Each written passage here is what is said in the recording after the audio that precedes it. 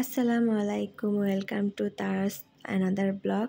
আজকেও আরেকটি নতুন ব্লগ নিয়ে আপনাদের মাঝে হাজির হলাম।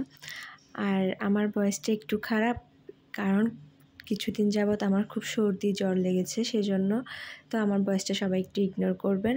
তো আম্মু আর আমি সকালে ঘুম থেকে উঠে আম্মুকে বললাম, আম্মু যেহেতু শীতকাল চলে আসছে, কিছু কেনাকাটা করার দরকার, চলো আমরা একটু কিছু কেনাকাটা করে চলে আসি। তো আম্মু আর আমি বের হয়ে পড়লাম।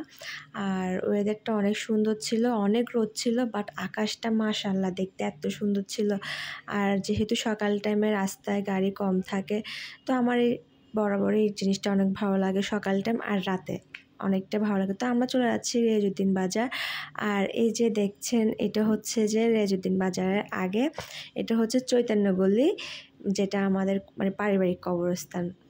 যেহেতু রাস্তাটা অনেক ফাঁকা ছিল, আমার তো অনেক ভালো লাগছিল। আর কারা কারা আমার মতো রিক্সায় ট্রাভেল করতে অনেক পছন্দ করেন, সবাই কিন্তু অবশ্যই কমেন্টে জানাবেন। আর আমার ভিডিওটা কে কোথা থেকে দেখছেন সবাই কিন্তু কমেন্টে জানাবেন।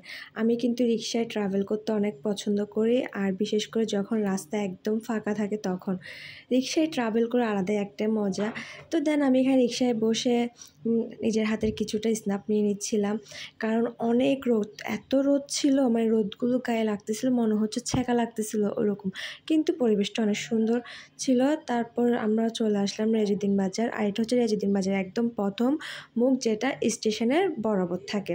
আপনারা অনেকে অনেক দিক দিয়ে ঢুকেন, কিন্তু এটা কিন্তু প্রথম মুখ রেজউদ্দিন বাজারে।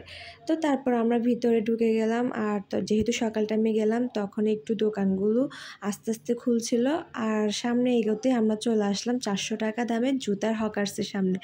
আর এখানে কিন্তু অনেক ভালো ভালো কোয়ালিটির জুতা পাওয়া যায়, আপনারা চাইলে এদের থেকে মানে জুতা নিতে পারেন।